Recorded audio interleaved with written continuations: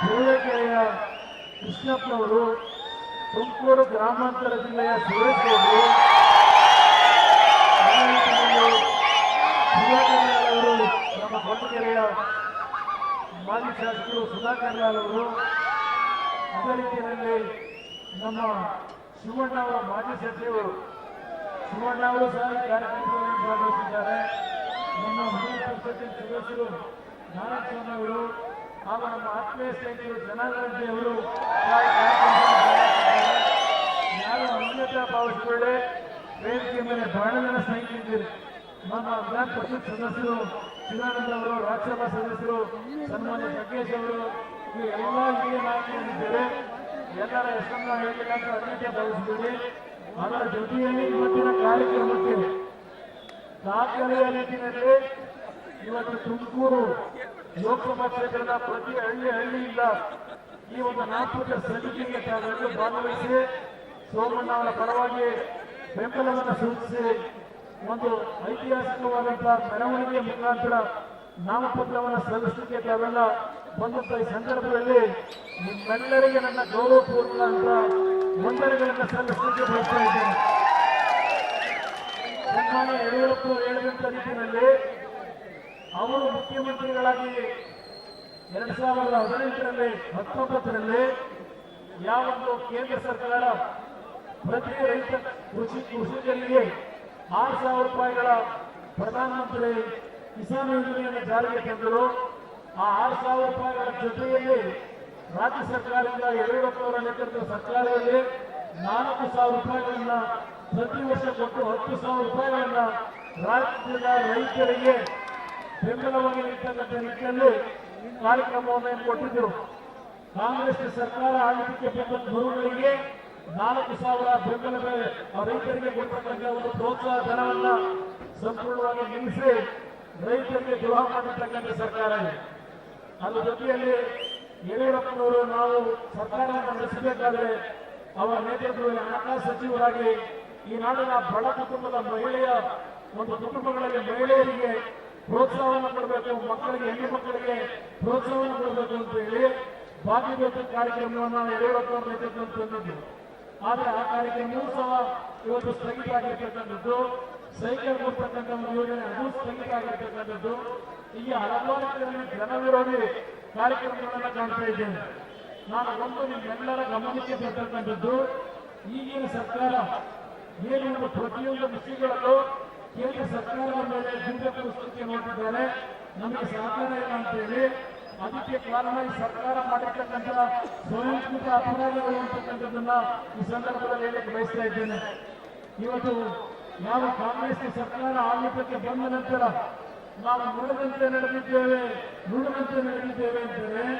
ಆದರೆ ಯಾವ ಬೆಲೆಯನ್ನು ತೆತ್ತು ನುಡಿತಾ ಇದ್ದಾರೆ, ಯಾವ ಬೆಲೆಯನ್ನು ತೆತ್ತು ಇವತ್ತು ನಡೀತಾ ಇದ್ದಾರೆ, ದಯವಿಟ್ಟು ತಾವೆಲ್ಲ ಅರ್ಥ ಮಾಡ್ಕೊಳ್ಬೇಕಾಗ್ತದೆ. ಈ 5 ಗ್ಯಾರಂಟಿ ಕಾರ್ಯಕ್ರಮಗಳನ್ನ ನಾವು ಕೊಟ್ಟಿದ್ದೇವೆ ಅಂತ ಹೇಳ್ತಾ ಇದ್ದಾರೆ. ಈ 5 ಗ್ಯಾರಂಟಿ ಕಾರ್ಯಕ್ರಮಗಳನ್ನು ಕೊಡ್ತಾ ಇರೋದು ನಾಡಿನ ತೆರಿಗೆಯನ್ನು ಕಟ್ಟತಕ್ಕಂಥ ಜನರ ದುಡ್ಡಿಂದ ಅಂತಕ್ಕಂಥದ್ದು ಒಂದು ಭಾಗ. ಅದರ ಜೊತೆಯಲ್ಲಿ ನೀವು ಈಗೇನು ತೆರಿಗೆಯ ರೂಪದಲ್ಲಿ ಹಣವನ್ನು ಕಟ್ತಾ ಇದ್ದೀರಿ, ಹಣವನ್ನು ಇವತ್ತು ತುಂಬು ವೆಚ್ಚವನ್ನು ಮಾಡಿ ಈ ವರ್ಷ 1,05,000 ಕೋಟಿ ಸಾಲ ಮಾಡಿದ್ದಾರೆ. 1,05,000 ಕೋಟಿ ಸಾಲ ಮಾಡಿ ನಿಮಗೆ 2,000 ರೂಪಾಯಿ ದುಡ್ಡು ಕೊಡ್ತಾ ಇದ್ದಾರೆ. ಹೆಣ್ಣು ಮಕ್ಕಳು ಅರ್ಥ ಮಾಡ್ಕೋಬೇಕಾಗ್ತದೆ. ನಿಮ್ಮ ಕುಟುಂಬದ ಹೆಣ್ಣು ಮಕ್ಕಳಿಗೆ ಹೇಳಬೇಕು, ಇವತ್ತು ನಿಮಗೆ ಕೊಡ್ತಾ ಇರ್ತಕ್ಕಂಥ ದುಡ್ಡು ಏನಿದೆ ಸಾಲ ಮಾಡಿ ಕೊಡ್ತಾ ಇದ್ದಾರೆ. ಈ ಸಾಲವನ್ನು ಮುಂದಿನ ದಿನಗಳಲ್ಲಿ ಈ ರಾಜ್ಯದ 7 ಕೋಟಿ ಜನತೆ ನೀವೇನಿದ್ದೀರಿ, ಈ ಸಾಲ ನೀವೇ ತಿಳಿಸಬೇಕು. ಯಡಿಯೂರಪ್ಪ ನಮ್ಮ ಸಿದ್ದರಾಮಯ್ಯ ತಿಳಿಸಲಿಕ್ಕೆ ಸಾಧ್ಯ ಇಲ್ಲ. ಇದನ್ನ ತಾವು ಅರ್ಥ ಮಾಡ್ಕೋಬೇಕಾಗ್ತದೆ. ಈ ಸರ್ಕಾರ ಇವತ್ತು ರಾಜ್ಯವನ್ನ ಮುಂದಿನ ದಿನಗಳಲ್ಲಿ ಯಾವ ರೀತಿಗೆ ತೆಗೆದುಕೊಂಡು ಹೋಗ್ತಾರೆ, ಯಾವುದೇ ನೀರಾವರಿ ಯೋಜನೆಗಳಿಲ್ಲ, ಯಾವುದೇ ರೀತಿಯ ಜನಪರ ಕಾರ್ಯಕ್ರಮಗಳಿಲ್ಲ. ಇವತ್ತು ಕೇವಲ 5 ಗ್ಯಾರಂಟಿ ಕೊಟ್ಟಿದ್ದೇವೆ ಅಂತ ಹೇಳಿ ಪ್ರತಿದಿನ ಜಾಹೀರಾತುಗಳ ಮುಖಾಂತರ ಪ್ರಚಾರವನ್ನು ಪಡಿತಾ ಇದ್ದಾರೆ. ನನ್ನ ರೈತರು ಇವತ್ತು ಬರಗಾಲಕ್ಕೆ ಕಿತ್ತಾಗಿರ್ತಕ್ಕಂಥ ಈ ಸಂದರ್ಭದಲ್ಲಿ ರೈತರಿಗೆ ಕೊಡ್ತಾ ಇರ್ತಕ್ಕಂಥದ್ದು ಸರ್ಕಾರ 2,000 ರೂಪಾಯಿ ಹೆಕ್ಟೇರಿಗೆ. ಅದೇ ಸರ್ಕಾರದ ಜಾಹೀರಾತುಗಳಿಗೆ ಇವರ ಮುಖಪುಟದಲ್ಲಿ ಇವರ ಫೋಟೋಗಳನ್ನು ಹಾಕಿ ಇವತ್ತೇನು ಹಣ ಖರ್ಚು ಮಾಡ್ತಾ ಇದ್ದಾರೆ, ನಾವು ರಾಜ್ಯದ ಜನತೆಯ ತೆರಿಗೆ ಹಣವನ್ನ 300 ಕೋಟಿ ಹಣ ಕಳೆದ 10 ತಿಂಗಳಲ್ಲಿ ಈ ಮಾಧ್ಯಮಗಳಲ್ಲಿ ಜಾಹೀರಾತು ಕೊಡಲಿಕ್ಕೆ 300 ಕೋಟಿ ಹಣ ಖರ್ಚು ಮಾಡ್ತಾ ಇದ್ದಾರೆ. ಅದು ನನ್ನ ರೈತರ ಬರಗಾಲಕ್ಕೆ ಪರಿಹಾರವನ್ನ ಕೇವಲ 600 ಕೋಟಿ ಹಣವನ್ನು ಕೊಟ್ಟಿದ್ದಾರೆ. ಆ 600 ಕೋಟಿನಲ್ಲಿ 75% ಕೇಂದ್ರ ಸರ್ಕಾರದ ದುಡ್ಡು, ರಾಜ್ಯ ಸರ್ಕಾರದ ದುಡ್ಡೆಲ್ಲ. ಇವತ್ತನ್ನ ತುಮಕೂರಿನ ರೈತರು ಏನು ಒಂದು ಕೊಬ್ಬರಿ ಬೆಳೆಯ ಒಂದು ಬೆಲೆ ಕುಸಿತ ಆಗಿ ಕಳೆದ 2 ವರ್ಷದಿಂದ ನೋವೇನು ಅನುಭವಿಸ್ತಾ ಇದ್ದೀರಿ. ಇವತ್ತು ನನಗೆ ಸಮಾಧಾನ ಇಲ್ಲ. ನಾನು ಒಂದು ಮಾತನ್ನು ಕೊಡ್ತೇನೆ. ತುಮಕೂರಿನ ನನ್ನ ತಂದೆ ತಾಯಿಯರು, ನನ್ನ ರೈತ ಬಂಧುಗಳು ಸೋಮಣ್ಣ ಅವರನ್ನ ಸನ್ಮಾನ್ಯ ಯಡಿಯೂರಪ್ಪನವರು ಮನವಿ ಮಾಡುವಂತ ನಿಟ್ಟಿನಲ್ಲಿ 2 ಲಕ್ಷಕ್ಕೂ ಹೆಚ್ಚಿನ ಬಹುಮತ ಇವತ್ತು ಸೋಮಣ್ಣ ಅವರನ್ನ ಆಯ್ಕೆ ಮಾಡಿ ಕಳಿಸಿಕೊಡಿ. ನಾನು ಲೋಕಸಭೆಗೆ ನಿಲ್ಲಬೇಕು ಅಂತ ಇರಲಿಲ್ಲ. ಅಂತಿಮವಾಗಿ ನನ್ನ ಲೋಕಸಭೆಗೆ ನಿಂತಿರ್ತಕ್ಕಂಥದ್ದು ಕೇಂದ್ರದ ನಮ್ಮ ನಾಯಕರು ಏನು ಹೇಳಿದ್ದಾರೆ. ಇವತ್ತೇನು ಚುನಾವಣೆ ನಿಂತಿದ್ದೇವೆ, ರಾಜ್ಯದ ನೀರಾವರಿ ಸೌಲಭ್ಯಗಳಿರಬಹುದು. ನನ್ನ ಕೊಬ್ಬರಿ ಬೆಳೆಗಾರರು ಏನಿದ್ದೀರಿ, ನಮ್ಮ ಕೊಬ್ಬರಿ ಬೆಳೆಗಾರರಿಗೆ ಮುಂದಿನ ದಿನಗಳಲ್ಲಿ ಕನಿಷ್ಠ 16-17 ಸಾವಿರ ರೂಪಾಯಿಗಳನ್ನ ಕೊಡ್ತಕ್ಕಂಥ ಕಾರ್ಯಕ್ರಮ ಮುದ್ದನಮೇಗೌಡರು ಕೈ ಕೊಡ್ಲಿಕ್ಕೆ ಆಗೋದಿಲ್ಲ. ಪಾಪ ಯಾರ ನಮ್ಮ ರೈತರು ಹೇಳ್ತಾ ಇದ್ರು, ಏನೋ ಬಹಳ ರೈತರ ಪರವಾಗಿ ಮಾತಾಡ್ತಾರೆ ಅಂತ ಹೇಳಿ. ಹಿಂದೆ ಲೋಕಸಭಾ ಸದಸ್ಯರಾಗಿ ಯಾವ ತೆಂಗು ಬೆಳೆಗಾರರು ತೆಂಗಿನ ಗಿಡಗಳು ನುಸಿ ರೋಗದಲ್ಲಿ ತುತ್ತಾಗಿ ಇವತ್ತು ತೊಂದರೆಗೊಳಗಾಗಿದ್ರಿ, ನಿಮಗೆ ಪರಿಹಾರ ಕೊಟ್ಟಿದ್ದು ನಾನು ಮುಖ್ಯಮಂತ್ರಿ ಆದಾಗ 180 ಕೋಟಿ ರೂಪಾಯಿಗಳ ಪರಿಹಾರ.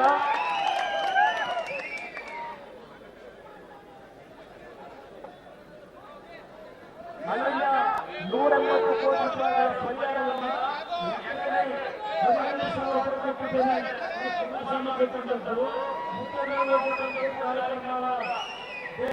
ನೇತೃತ್ವದಲ್ಲಿ ಕೇಂದ್ರ ಸರ್ಕಾರ ಭೇಟಿ ಮಾಡಬಹುದು ಬಿಟ್ಟರೆ ಅವರಿಗೇನೂ ಆಗಲಿಲ್ಲ. ಆದರೆ ಇವತ್ತು ನನ್ನ ಜನತೆಯನ್ನು ಮನವಿ ಮಾಡ್ತೇನೆ. ನಾನು ಯಾವ ದ್ವೇಷಕ್ಕೋಸ್ಕರ ದ್ವೇಷ ಕೇಳ್ತಾ ಇಲ್ಲ. ಇವತ್ತು ಸೋಮಣ್ಣ ಅವರು ಬೆಳೆದು ಬಂದಿರ್ತಕ್ಕಂಥದ್ದು ಪ್ರಥಮವಾಗಿ ರಾಷ್ಟ್ರೀಯ ಪ್ರವೇಶ ಮಾಡಿದ್ದು ಸನ್ಮಾನ್ಯ ದೇವೇಗೌಡರ ನಾಯಕತ್ವದಲ್ಲಿ. ದೇವೇಗೌಡರು ಮುಖ್ಯಮಂತ್ರಿ ಆಗಬೇಕಾದರೆ ಶಾಸಕರಾಗಿ ಬೆಂಬಲ ಕೊಟ್ಟದ್ದು. ಒಂದು ಮಾತನ್ನ ಈ ಸಂದರ್ಭದಲ್ಲಿ ನೆನಪಿಸಿಕೊಡ್ತೇನೆ. ನಾನು ಸನ್ಮಾನ್ಯ ಯಡಿಯೂರಪ್ಪನವರು ರಾಜ್ಯದಲ್ಲಿ ಅಧಿಕಾರ ಸ್ವೀಕಾರ ಮಾಡುವಾಗ ಬಿಜೆಪಿ ಮತ್ತು ಜೆಡಿಎಸ್ ಸರ್ಕಾರ ರಚನೆ ಮಾಡುವಾಗ ಮತದಾರರ ಸಂದರ್ಭದಲ್ಲಿ ಸಂದರ್ಭದಲ್ಲಿ ಕಾಂಗ್ರೆಸ್ ಶಾಸಕರಿದ್ದರು ನನ್ನ ವಿರುದ್ಧ ಮತವನ್ನ ಹಾಕಲಿಲ್ಲ. ವಿಧಾನಸಭೆಯ ಮತದಾರನಿಂದ ಹೊರಗೆ ಹೋಗುವಂತ ವ್ಯಕ್ತಿ ಸೋಮಣ್ಣ ಅವರನ್ನು ಬೆಂಬಲ ಕೊಟ್ಟಿದ್ದಾರೆ. ಬಯಸ್ತಾ ಇದ್ದೇನೆ, ದಯವಿಟ್ಟು ರೈತ ಪರವಾದ ಸರ್ಕಾರ ಈ ರಾಜ್ಯದಲ್ಲಿ ಪುನಃ ಯಡಿಯೂರಪ್ಪನವರು ನಾವು ಕೊಟ್ಟಂತ ಕಾರ್ಯಕ್ರಮಗಳಿದೆ. ಯಡಿಯೂರಪ್ಪನವರ ನೇತೃತ್ವದಲ್ಲಿ ಕರ್ನಾಟಕದಲ್ಲಿ 28ಕ್ಕೆ 28 ಲೋಕಸಭಾ ಸದಸ್ಯರುಗಳು ಆಯ್ಕೆಯಾಗುವ ಮುಖಾಂತರ ಸನ್ಮಾನ್ಯ ನರೇಂದ್ರ ಮೋದಿ ಅವರ ನಾಯಕತ್ವದಲ್ಲಿ ಒಂದು ಮಾತನ್ನು ಕೊಡ್ತೇನೆ. ಕರ್ನಾಟಕದ ಲೋಕಸಭಾ ಸದಸ್ಯರು ಬೇರೆಯಲ್ಲಿ ಮಾತನಾಡಿ ಸಾಧ್ಯ ಇಲ್ಲ ಅನ್ನೋದೇನಿದೆ ಅದು ಕಾಂಗ್ರೆಸ್ ಮಾಡಿರುವುದೇ ಕೆಲಸವೇ. ಅವರು ಈ ದೇಶದಲ್ಲಿ ಸ್ವಾತಂತ್ರ್ಯ ಬಂದ ನಂತರ ಕರ್ನಾಟಕ ರಾಜ್ಯದಲ್ಲಿ ನಿರಂತರವಾಗಿ 1977ನೇ ಇಸ್ವಿವರೆಗೆ 28ಕ್ಕೆ 28 ಲೋಕಸಭಾ ಸದಸ್ಯರನ್ನ ಕಾಂಗ್ರೆಸ್ನಿಂದ ಕಳಿಸಿಕೊಟ್ಟಿದ್ದೇವೆ. ಅದಷ್ಟೇ ಅಲ್ಲ, 77ನೇ 83ನೇ ಇಸ್ವಿವರೆಗೆ ಕಾಂಗ್ರೆಸ್ನ ಸ್ಪಷ್ಟಪೂರ್ವಕ ಸರ್ಕಾರ ಈ ರಾಜ್ಯವನ್ನು ನಡೆಸಿದ್ದಾರೆ. ಆದರೆ ನಮ್ಮ ರಾಜ್ಯದ ನೀರಾವರಿಗಳಿಗೆ ಅವರು ಕೊಟ್ಟಂತ ಕಾರ್ಯಕ್ರಮ ಏನು? ಇವತ್ತು ಯಾವ ಹೇಮಾವತಿ ನೀರಿನ ವಿಷಯದಲ್ಲಿ ತುಮಕೂರಿನ ಜನ, ಹಾಸನದ ಜನ ರೈತರಿಗೆ ಬೆಂಬಲ ಇದೆ. ಇದು ಹೇಮಾವತಿಯ ಜಲಾಶಯ ಕಟ್ಟಿದ್ದು ಕಾಂಗ್ರೆಸ್ನ ಕೇಂದ್ರದ ಸರ್ಕಾರ. ಹೇಮಾವತಿ ಜಲಾಶಯ ನಮ್ಮ ಆರೋಗ್ಯ ಜಲಾಶಯ ನಿರ್ಮಾಣ ಮಾಡಿದ್ದು ಬೇರೆ ಹೋರಾಟ ನಿರ್ಮಾಣ ಆಗಿರ್ತಕ್ಕಂಥದ್ದು. ಹೇಮಾವತಿ ಜಲಾಶಯ ನಿರ್ಮಾಣ ಆಗಿರುವಂತಹ ತುಮಕೂರಿನ ಜನತೆ ಇವತ್ತಿನ ರೈತರಿಗೆ ಏನಾಗಬೇಕಾಗಿತ್ತು? ಹಲವಾರು ಪ್ರಚಾರಗಳನ್ನು ಮಾಡಿದ್ದಾರೆ. ಇವತ್ತು ಮುಂದಿನ ದಿನಗಳಲ್ಲಿ ನರೇಂದ್ರ ಮೋದಿ ಅವರ ಸಮ್ಮುಖದಲ್ಲಿ ಇವತ್ತು ರಾಜ್ಯಕ್ಕೆ ಆಗಿರ್ತಕ್ಕಂಥ ನೀರಾವರಿಯ ಸೌಲಭ್ಯದಲ್ಲಿ ಸಮಸ್ಯೆಗಳೇನಿದೆ ಅದೆಲ್ಲವನ್ನ ಪರಿಹರಿಸಿಕೊಡ್ಬೇಕು ಅಂತಕ್ಕಂಥದ್ದು ನಮ್ಮ ಭಾವನೆಯನ್ನು ಇಟ್ಕೊಂಡಿದ್ದೇವೆ. ನಮಗೆ ಶಕ್ತಿಯನ್ನು ಈ ಬಾರಿ ಕೊಡಿ. ಮುಂದಿನ 5 ವರ್ಷದಲ್ಲಿ ನಮ್ಮ ರಾಜ್ಯದ ಸಂಪೂರ್ಣ ನೀರಾವರಿ ಯೋಜನೆಗಳು ಅದು ಉತ್ತರ ಕರ್ನಾಟಕದ ಅಪ್ಪರ್ ಕೃಷ್ಣ ಇರಬಹುದು, ಮಹದಾ ಇರಬಹುದು, ನಮ್ಮ ಅಬ್ಬರಭದ್ರ ಜಲಾಶಯ ಯೋಜನೆ ನಾನು ಯಡಿಯೂರಪ್ಪನವರು ನಾವು ಸರ್ಕಾರ ನಡೆಸಬೇಕಾದರೆ ಪ್ರಥಮವಾಗಿ ತೀರ್ಮಾನ ಸಚಿವ ಸಂಪುಟದಲ್ಲಿ ಅಪರಪತ್ರ ಪ್ರಾಜೆಕ್ಟ್ಗೆ ನಾವು ಚಾಲನೆ ಕೊಟ್ಟಂತದ್ದು. ಇದು ಯಡಿಯೂರಪ್ಪರು ಸೇರಬೇಕಾದ ಕೀರ್ತಿ. ಹೆಚ್ಚಿನ ಒಳ್ಳೆ ಯೋಜನೆಗಳನ್ನು ಮಾಡಿದ್ದು ಪ್ರಧಾನಮಂತ್ರಿ ಹೇಳಿದ್ದಾರೆ. ಆದರೆ ಇವತ್ತು ಯಾವ ಪರಿಸ್ಥಿತಿಯಲ್ಲಿದ್ದೇವೆ ಇದೆಲ್ಲ ಹೇಳಲಿಕ್ಕೆ ಸಮಯ ಬೇಕು. ಒಂದು ತುಮಕೂರಿನ ಮಹಾಜನತೆಗೆ ನಾನು ಕೈ ಜೋಡಿಸಿ ಮನವಿ ಮಾಡ್ತೇನೆ. ಈ ಚುನಾವಣೆ ಜಾತಿಯ ಆಧಾರದಲ್ಲಿ ಚುನಾವಣೆ ಬೇಡ. ನಾಡಿನ ಅಭಿವೃದ್ಧಿಯ ಸಂಬಂಧ ಚುನಾವಣೆಯನ್ನ ಮಾಡಿ. ಸೋಮಣ್ಣ ಅವರು ಅತ್ಯಂತ ಕ್ರಿಯಾಶೀಲಿದ್ದಾರೆ, ಉತ್ತಮವಾದ ರೀತಿಯ ಕೆಲಸವನ್ನು ಮಾಡೋರಿದ್ದಾರೆ. ನಿಮ್ಮಲ್ಲಿ ಕೈ ಜೋಡಿಸಿ ಮನವಿ ಮಾಡ್ತೇನೆ. ಬಿಸಿಲಿನ ತಾಪದಲ್ಲಿ ಸುಮಾರು 2-3 ಗಂಟೆಗಳ ಕಾಲ ತಾವು ಈ ಒಂದು ಬೃಹತ್ ಮೆರವಣಿಗೆಯಲ್ಲಿ ಈ ಕಾರ್ಯಕ್ರಮದಲ್ಲಿ ಭಾಗವಹಿಸಿದ್ದೀರಿ. ಕಾಂಗ್ರೆಸ್ನ ದೊಡ್ಡ ಕೋರ್ಸೋದೆಲ್ಲ ಬೇಡ ನನಗೆ. ಇವತ್ತು ಉತ್ತರ ನನ್ನ ತುಮಕೂರಿನ ನನ್ನ ತಂದೆ ತಾಯಿಗಳು ಮುಖಂಡರು ಇವತ್ತು ಜಾತಿ ಅಂತ ಹೇಳ್ತಾರೆ. ದೇವೇಗೌಡರು ಚುನಾವಣೆ ನಿಂತಾಗ ಯಾವತ್ತು ನಡ್ಕೊಂಡಿದ್ದಾರೆ ಹೇಳ್ತಾ ಇದ್ದಾರೆ. ಇಲ್ಲಿ ನನಗೆ ಜಾತಿಯ ರಾಜಕಾರಣ ಬೇಡ.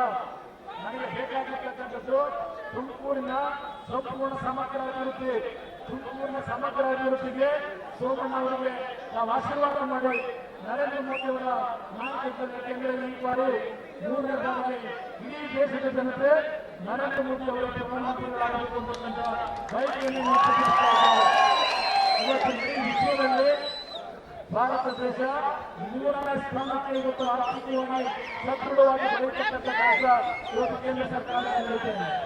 ಆ ನಿಟ್ಟಿನಲ್ಲಿ ಸೋಮಣ್ಣ ಅವರ ಚಿಹ್ನೆ ಅದು ನಮ್ಮ ಭಾರತೀಯ ಜನತಾ ಪಕ್ಷ ಮತ್ತು ಜೆಡಿಎಸ್ ಪಕ್ಷ ಜೊತೆಗೂಡಿ ಚುನಾವಣೆಯಲ್ಲಿ ನಡೆಸ್ತಾ ಇದ್ದೇವೆ.